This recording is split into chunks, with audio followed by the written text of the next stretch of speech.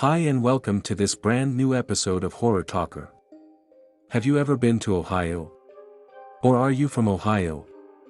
Stick around because we have 3 crazy true stories which will blow your mind beyond limits.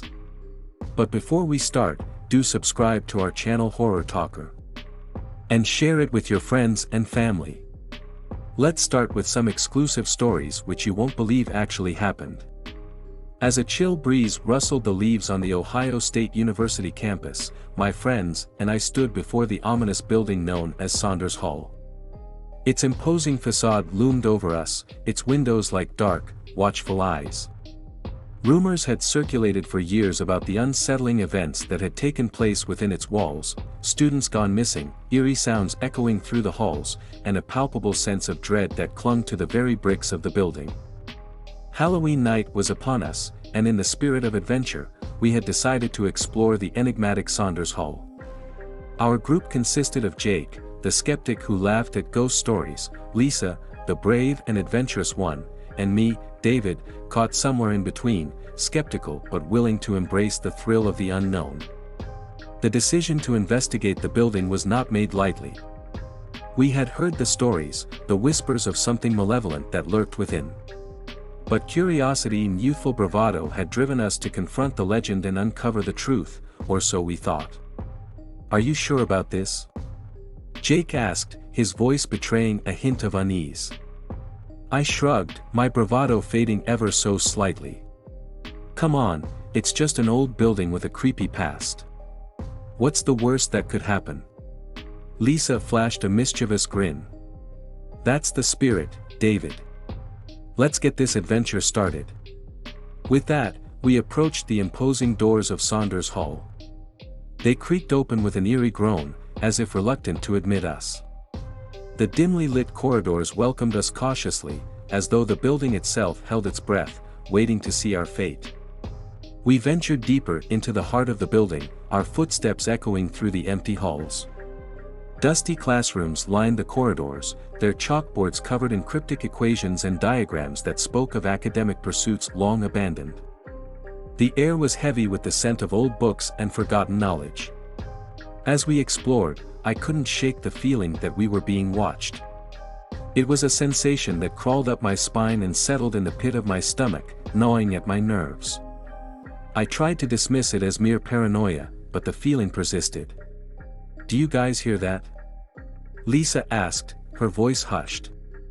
We fell silent, straining our ears to listen. And then, we heard it, the faint sound of footsteps echoing down the hallway, growing louder with each passing moment. Panic coursed through me, and I exchanged worried glances with Jake and Lisa. "Who's there?" Jake called out, his voice trembling. The footsteps drew nearer, and a shadowy figure emerged from the darkness. It was a young man, disheveled and pale, his eyes wide with terror. He stumbled towards us, his breaths ragged. "Help me," he gasped, collapsing at our feet. We knelt beside him, our concern outweighing our fear. He was a fellow student, and his terror was evident. He babbled about something chasing him, something not of this world. His words were incoherent, but the fear in his eyes was all too real. As we tried to calm him, we heard it, the sound of whispering, like 1,000 voices speaking in unison. It seemed to emanate from the very walls of Saunders Hall, filling the air with an eerie cacophony of unintelligible words. "We need to get out of here," Lisa urged, her voice trembling. But it was too late.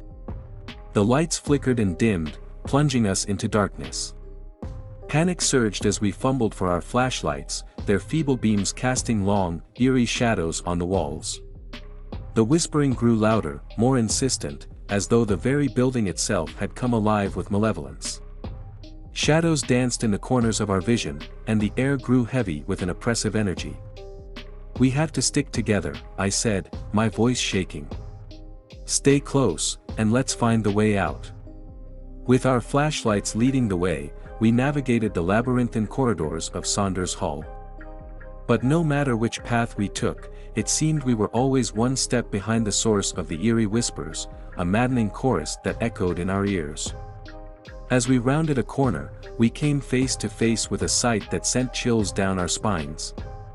The walls were adorned with strange symbols, glowing with an otherworldly light. They pulsed with an unnatural energy, and the whispers reached a fevered pitch. "Run!" Jake shouted, his voice a mixture of terror and determination. We sprinted down the corridor, the symbols flickering in our peripheral vision, as though they were alive. The building itself seemed to shift and contort around us, like a living, breathing entity. And then, we reached a dead end. The walls closed in on us, and the symbols on the walls blazed with blinding intensity. The whispers coalesced into a deafening cacophony, drowning out our thoughts. We huddled together in the dimly lit hallway, our flashlights casting eerie shadows on the peeling wallpaper and cracked tiles. The air was thick with a palpable sense of foreboding, as though the very walls of Saunders Hall were closing in on us. "What was that?" whispered Sarah, her voice trembling as she pointed her flashlight down the corridor. I followed the beam of her light and saw it too, a flicker of movement, a shadow that seemed to dart behind a corner.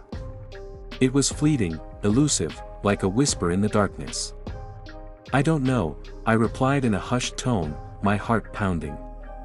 "But we can't stay here. We need to find a way out." Every creak of the floorboards, every rustle of discarded papers, sent shivers down our spines. The building's history was shrouded in mystery and urban legends. Students had gone missing within its walls, and tales of eerie sounds and inexplicable phenomena had circulated for years. We had come to investigate, armed with our cameras and a desire for adventure, but we were ill-prepared for the malevolent force that now seemed to be closing in on us. Suddenly, we heard voices, faint whispers that seemed to echo through the walls. They were indistinct, a chorus of spectral murmurs that filled the air with an unsettling presence. Just when it seemed we were trapped in an inescapable nightmare, the whispers ceased, and the symbols on the walls dimmed. The oppressive energy that had filled the air dissipated, leaving us breathless and disoriented. We found ourselves standing in an empty classroom, the symbols and whispers a distant memory. The building had released its grip on us, allowing us to escape its clutches. We stumbled out of Saunders Hall, our bodies trembling with a mixture of fear and relief. The night air was cold and crisp, a stark contrast to the suffocating malevolence we had experienced inside.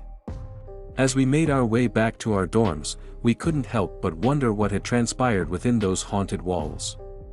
Saunders Hall held secrets beyond our comprehension, and it was a place we would never forget, a place where the line between reality and the supernatural had blurred, and where the malevolent force that haunted it remained a chilling enigma. To this day, we have never been able to fully explain the horrors we encountered that night. Saunders Hall still stands on the Ohio State University campus, a silent sentinel with a dark history that beckons to those who dare to venture within. But we, for one, will never set foot in its shadowy corridors again, haunted by the whispers that still echo in our nightmares.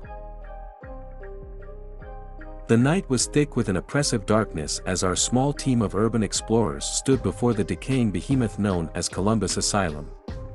Its looming silhouette was a testament to a bygone era when the mentally ill were condemned to a life of torment and isolation within its grim walls. My companions for this unsettling journey included Lisa, the fearless leader of our group, Alex, the tech-savvy member with a knack for uncovering hidden secrets, and myself, Chris, the skeptical but curious explorer caught somewhere between fascination and fear.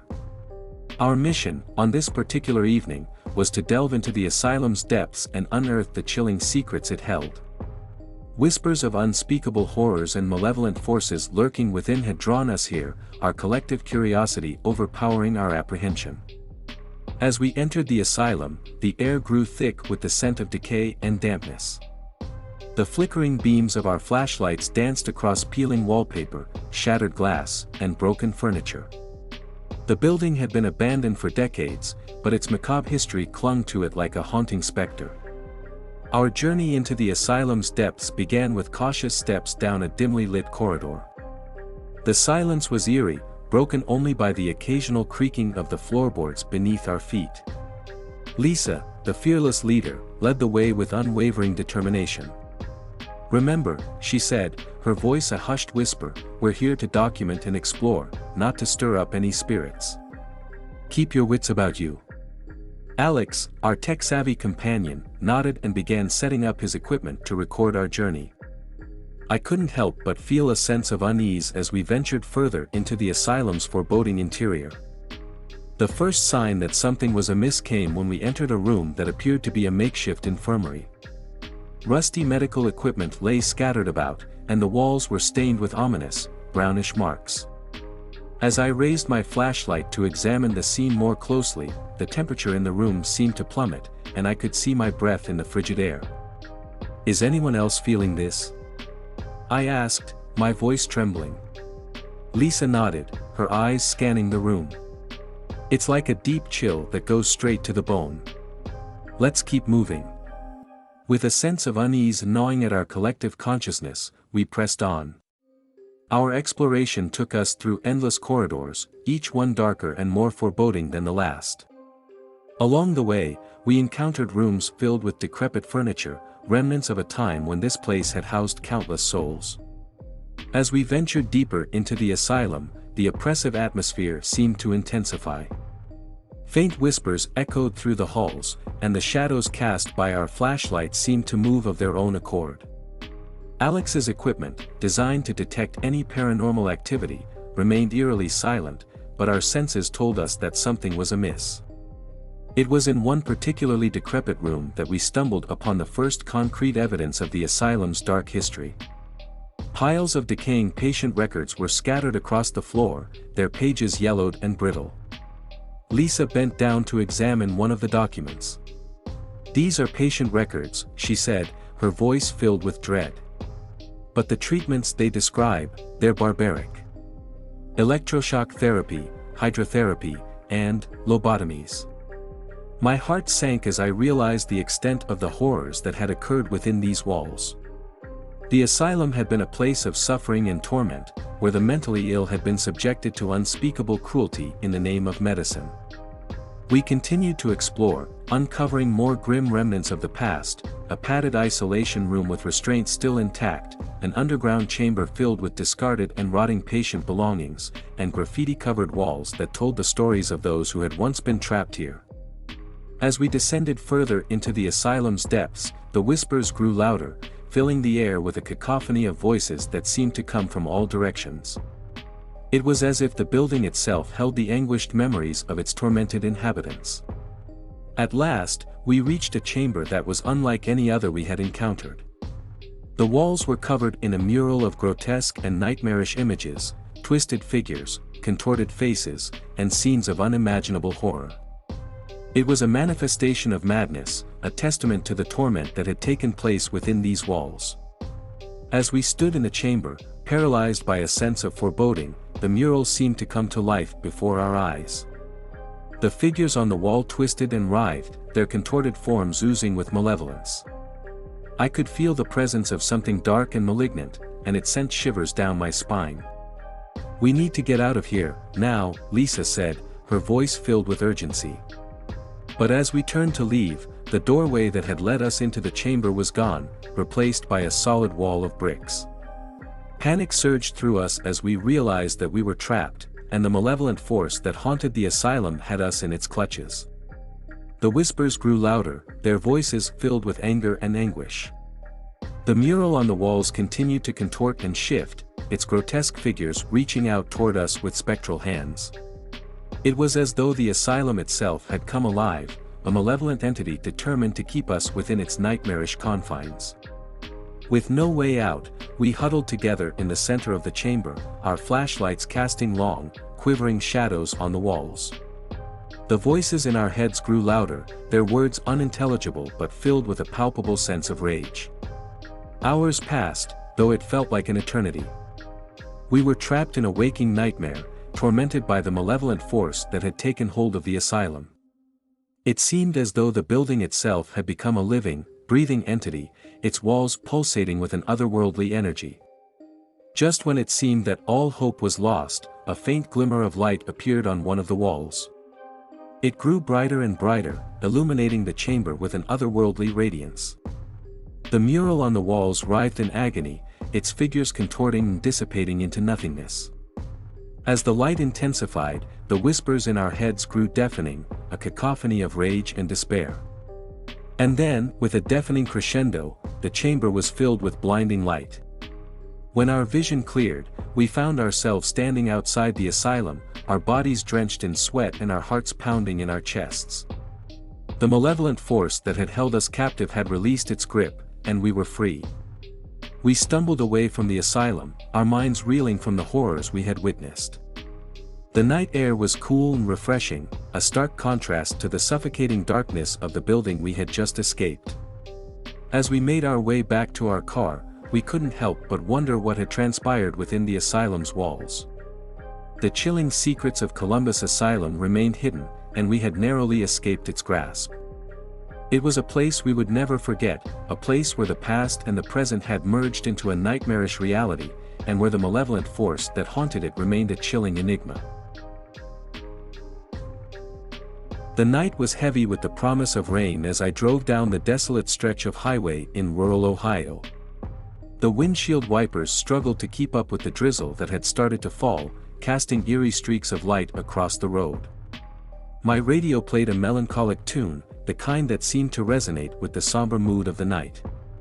I'd been driving for hours, and the miles of empty road stretched out before me, disappearing into the darkness. I was alone, lost in thought, with only the soft hum of the engine to keep me company. That's when I saw her. She appeared out of nowhere, standing by the side of the road, her silhouette barely visible in the dim glow of my headlights. Dressed in a tattered, rain-soaked dress, she clutched a drenched cardboard sign that read, "Heading East." It was the classic image of a hitchhiker, a lone traveler seeking refuge from the storm. I couldn't leave her out there in the rain, and my compassionate nature got the better of me. I eased my foot off the gas and pulled over to the side of the road. As I rolled down the window, the rain began to pour in earnest, drenching both of us. The hitchhiker approached the car, her face obscured by the shadows cast by the brim of her hood. Her voice, when she spoke, was soft and hesitant. "Thanks for stopping," she said, her words almost lost in the drumming of the rain on the roof. "I really appreciate it." I nodded and unlocked the passenger door. "No problem. Get in, and I'll take you wherever you need to go. It's not safe to be out in weather like this." She climbed into the car, water dripping from her clothes onto the seat. I couldn't see her face clearly, but her presence seemed to weigh heavily in the car. She was silent for a moment, and I could feel her gaze on me. "Can you take me to the old Grayson farm?" she finally asked, her voice barely above a whisper. The mention of the Grayson farm sent a shiver down my spine. It was a place that had gained a sinister reputation over the years. Legends spoke of strange occurrences, mysterious disappearances, and unsettling encounters at the farm. The locals claimed it was haunted, and no one ventured near it after dark. "Why would you want to go there?" I asked, trying to hide the unease in my voice. She didn't answer immediately, and I could feel her watching me, her eyes hidden in the shadows. I left something there," she finally replied. "Something important." I glanced at her out of the corner of my eye, but her features remained obscured. I had picked up hitchhikers before, but there was something about her that set me on edge. "All right," I said, trying to sound as nonchalant as possible. "I can take you to the Grayson farm, but you should know it's not a place most people go willingly." She nodded, and I could sense a sadness in her that sent a chill down my spine. I shifted the car back into gear, and we continued down the rain-soaked highway, headed for the notorious Grayson farm. As we approached the farm, I couldn't help but steal glances at the hitchhiker. Her eyes were fixed on the approaching darkness, her expression unreadable. She seemed lost in thought, lost in a world I couldn't begin to fathom. The old farm was as ominous as ever, its decaying barn and dilapidated house standing as silent sentinels in the night. I pulled the car to a stop by the side of the road, just beyond the farm's rusted entrance gate. "This is as close as I'll get," I said, my voice trembling despite my efforts to remain composed. The farm is just up ahead. You can get out here. She nodded and opened the car door, stepping out into the rain once more. I watched as she disappeared into the darkness, her silhouette merging with the eerie landscape of the Grayson farm. For a moment, I considered leaving, putting the strange encounter behind me and continuing my journey. But something compelled me to stay, to find out more about the enigmatic hitchhiker and the mystery that shrouded her. I reached into the glove compartment and retrieved a flashlight, then locked the car behind me. The rain was relentless, soaking me to the bone as I made my way toward the farm. The closer I got, the more the legends and stories surrounding the place filled my mind. Strange occurrences, eerie apparitions, and the unexplained vanishings of those who dared to enter after dark. My flashlight's beam cut through the darkness, revealing the farm's eerie landscape. As I approached the old barn, I heard faint whispers carried by the wind. Whispers that seemed to speak of sorrow and longing. Inside the barn, I found her, standing alone amid the shadows. She turned to face me, her hood now pulled back to reveal her face. Her eyes were empty, devoid of color, and her skin was deathly pale. "You came," she said, her voice a hollow echo. I nodded, my heart pounding in my chest. "What's going on here? Why did you want to come to this place?" She stared at me, her eyes unfathomable. "I had to come back. I had to find it." "Find what?" I asked, growing more unnerved by the second. She didn't answer. Instead, she pointed to a corner of the barn. There, in the dim light, I saw a small, weathered doll lying on the ground. It was old and tattered, its once bright colors faded by time and neglect. "That's it," she whispered, her voice filled with a mixture of sadness and relief. "That's what I left behind." I didn't understand. The doll seemed insignificant, a relic of the past. But as I looked closer, I saw that it was intricately stitched and crafted with care. It was a doll that had once held great meaning to someone.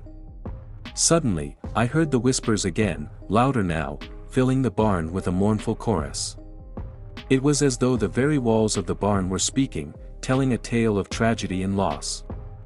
The hitchhiker's voice joined the chorus of whispers, and she spoke, her words resonating with a haunting clarity. "I was driving on this very highway, many years ago. It was raining, just like tonight. I lost control of the car, and it veered off the road, crashing into the farm." As she spoke, I saw it all in my mind's eye, the accident, the rain-slicked road, the car's headlights illuminating the Grayson farm as it careened toward its destiny. "The crash killed me," she continued, her voice trembling with emotion. "But I couldn't rest. My spirit remained tied to this place, to the doll I cherished as a child. I had to come back, to find it and finally move on." I was speechless, my mind struggling to comprehend the supernatural revelation unfolding before me. The doll represented a connection to the past, a tether to a life cut short by tragedy. As the whispers grew louder, the barn seemed to come alive with an otherworldly energy. Shadows danced on the walls, and the air grew heavy with a palpable presence. The hitchhiker turned to me, her eyes filled with gratitude. "Thank you for bringing me here," she said. "I can finally let go." And with those words, the whispers ceased, and the barn fell silent. The hitchhiker's form began to dissipate, fading into the darkness like a wisp of smoke. I watched in awe as she vanished completely, leaving behind only the small, weathered doll. With a heavy heart, I picked up the doll and made my way back to the car. The rain had finally stopped, and the night had taken on an eerie stillness. I drove away from the Grayson farm, the events of that night etched into my memory. I couldn't explain what had happened, but I knew that I had been part of something extraordinary, something that defied explanation. As I continued my journey along the lonely highways of Ohio, I couldn't help but wonder about the hitchhiker and the doll. Had I truly helped her find peace, or had I merely stumbled upon a ghostly encounter that defied rationality? One thing was certain, the legend of the vanishing hitchhiker had taken on a new and unsettling dimension for me. It was a story that would haunt my thoughts for years to come, a reminder that the boundaries between the living and the dead were sometimes far more porous than we could ever imagine. Now, before we come back with brand new episodes for you, do subscribe to our channel Horror Talker. And share it with your friends and family. Until next time, stay awake and stay alert, because you never know.